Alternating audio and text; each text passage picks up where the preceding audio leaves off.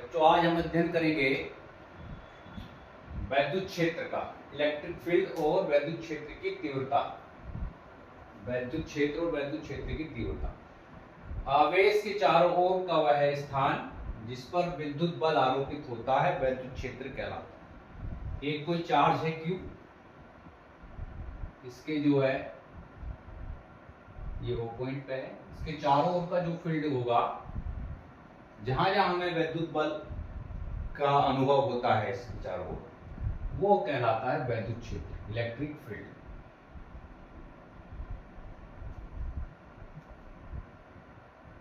अब इसके बाद में आता है वैद्युत क्षेत्र की तीव्रता। इसकी तीव्रता कितनी होगी, कैसे हम ज्ञात करेंगे वैद्युत क्षेत्र की तीव्रता? Intensity of electric field. वैद्युत क्षेत्र में एकांक धनावेश पर लगने वाला, वैद्युत क्षेत्र में एकांक धनावेश पर लगने वाला वैद्युत बल वैद्युत क्षेत्र की तीव्रता कहलाता है। ठीक है, जैसे एक फोर्स ये लग रहा है तो इस पे लगने वाला बल क्या कहलाता है? वैद्युत क्षेत्र की तीव्रता। और इसको हम E से प्रदर्शित करते हैं, कैपिटल E। और इसकी दिशा जो है, इसकी दिशा धनावेश के चलने की दिशा में होती है। धनावेश जिधर चलेगा उधर होगी, अर्थात इलेक्ट्रॉनों के चलने की विपरीत दिशा में होगी। अब इसका हम फार्मूला कैसे ज्ञात करते हैं? ये कह रहा है कि वैद्युत क्षेत्र में एकांक धनावेश पर लगने वाला वैद्युत बल, एकांक धनावेश पर, तो E F upon Q not.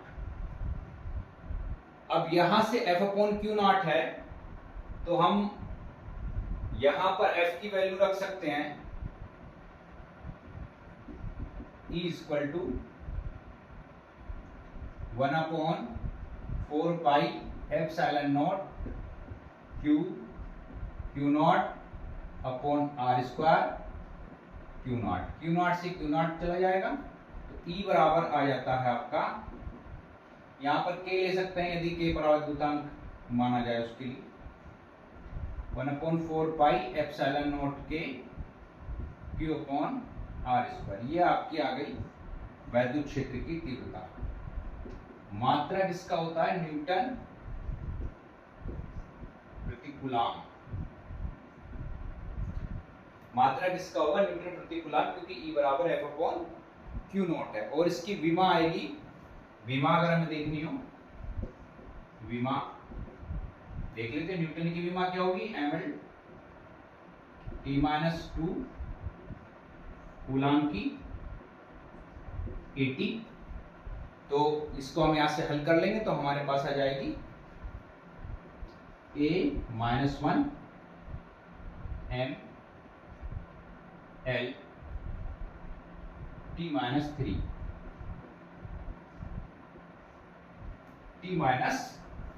T-3, ये विमा हो गई इसकी। अब यदि हम इसमें देखते हैं कि Q आवेश पर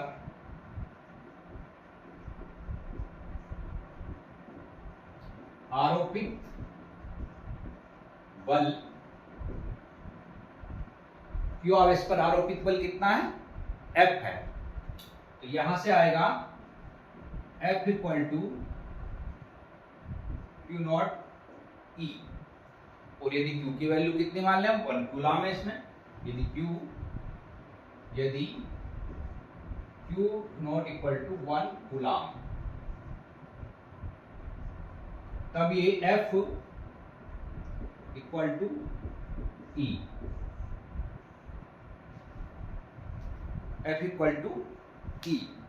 तो हम कह सकते हैं कि तब हम कह सकते हैं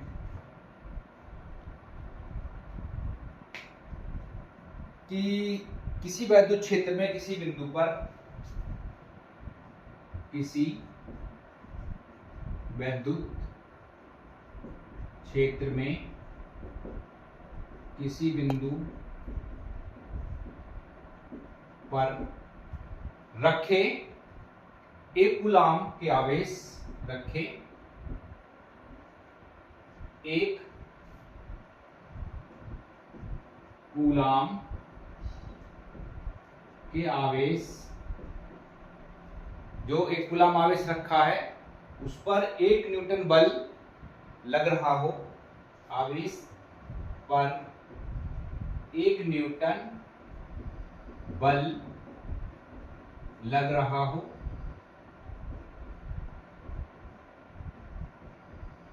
तो यदि 1 न्यूटन बल लग रहा हो तो उस बिंदु पर वैद्युत क्षेत्र की तीव्रता, तो उस बिंदु पर वैद्युत क्षेत्र की तीव्रता 1 न्यूटन पर कूलाम होगी। यानी कि उस पर लगने वाली जो वैद्युत क्षेत्र की तीव्रता जो मिलेगी हमको 1 न्यूटन प्रति कूलाम होगी। ठीक है, अब आगे देखते हैं नेक्स्ट टॉपिक।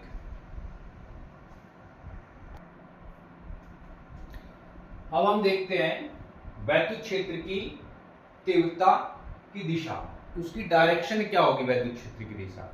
ठीक है, तो यदि धन परीक्षण आवेश या धनावेश है, यदि हमारा जो आवेश है वो क्या है, धनावेश है, तो दिशा चालक के पृष्ठ से बाहर की ओर होगी, जैसा कि चित्र ए में दिखाया गया है। ये हमारा जो आवेश है प्लस क्यू पॉजिटिव है, तो इसकी डायरेक्शन क्या है, बाहर की ओर है।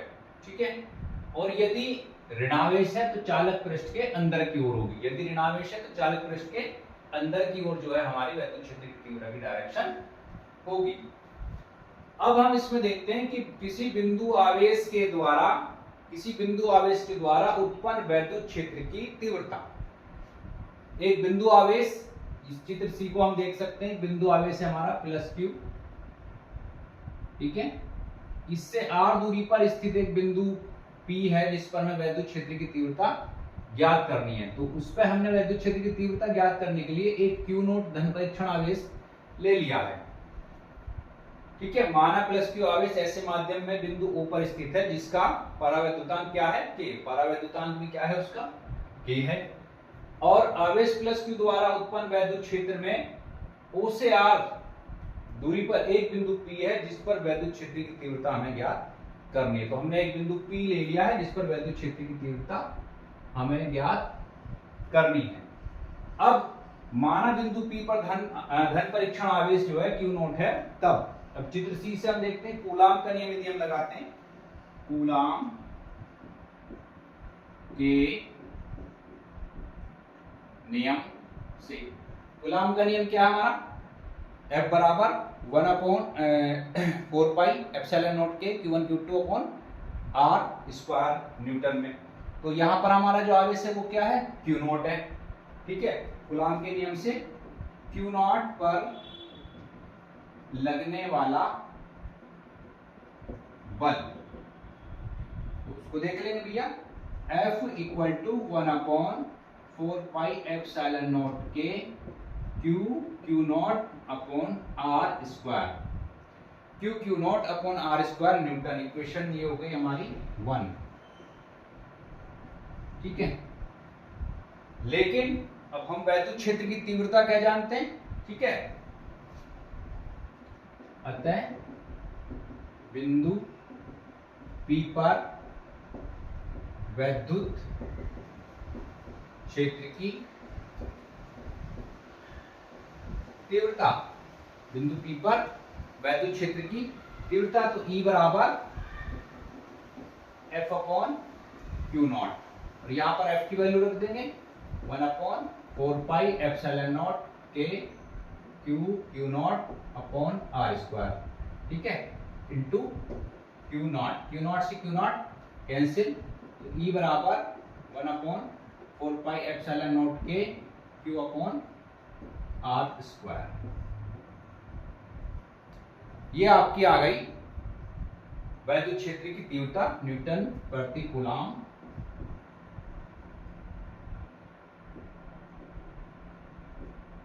न्यूटन प्रति कूलाम इसका मात्रक होता है। ठीक है, अब K का मान वैक्यूम के लिए क्या हो तो हम जानते हैं, फॉर वैक्यूम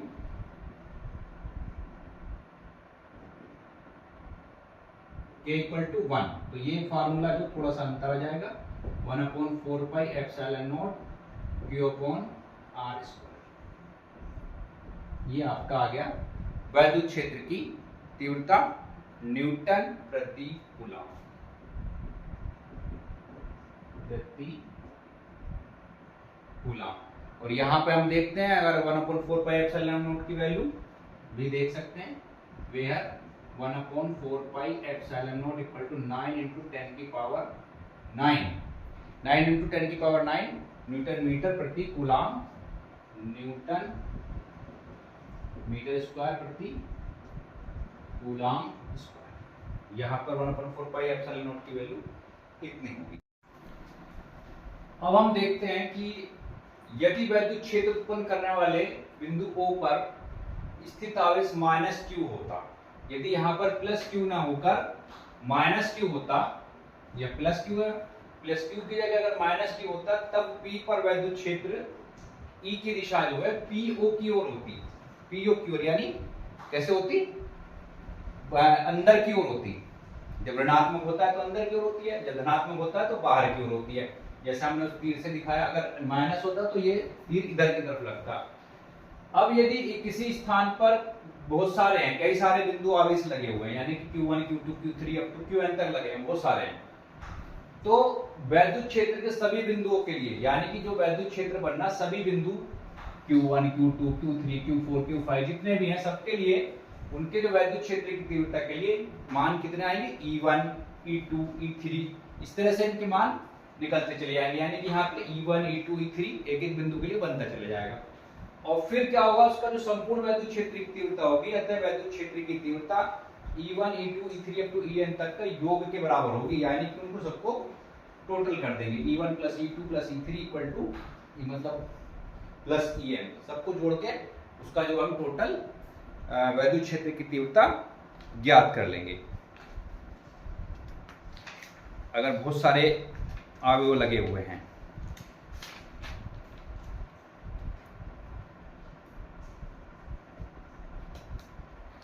इसी के साथ ये टॉपिक हमारा कंप्लीट हो जाता है। अगर आपको अच्छा लगा हो तो प्लीज सब्सक्राइब द चैनल और लाइक कीजिए, शेयर भी कीजिए और अपने दोस्तों को बताइए, उनको भी अच्छा पढ़ने का मौका मिले। Thank you.